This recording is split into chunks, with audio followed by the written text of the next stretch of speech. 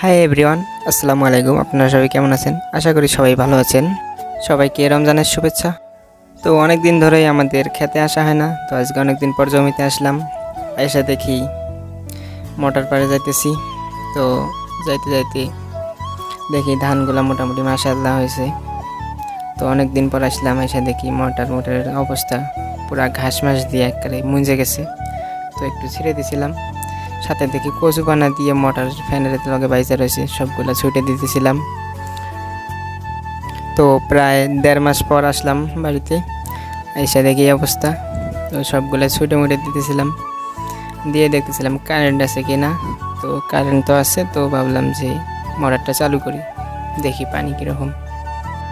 অনেক দিন তো দেখা হয় না, তো তাই আমি ঠোমাই করে পানি নিয়ে মোটরের পাম্পে দিতেছিলাম।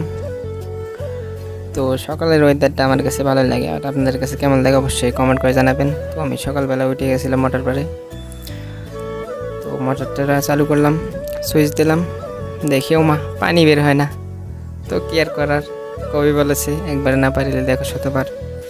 তো আমি সুইচ অফ করে দিলাম, দেওয়ার পর আবারও পানি দিতেছিলাম পাম্পে, মোটর পাম্পে। তো 1 ঠোম্বা পানি দিলাম, দেওয়ার পর দেখি ভরলো না, আরও চাই, তো আরও 1 ঠোম্বা দিলাম। তো পানি দেওয়া শেষ, আবারও সুইচ দিতেছি। তো সুইচ দেওয়ার পর দেখি এইবার পানি বেরিয়েছে, আমি সাকসেস। তারপর দেখতেছিলাম চারিদিকের আবহাওয়া। সকালবেলার আবহাওয়া আমার কাছে অনেক ভালোই লাগে। আর এরকম ছোটো ছোটো ব্লগ পেতে চ্যানেলটা সাবস্ক্রাইব করুন, অবশ্যই পাশে থাকবেন। ধন্যবাদ।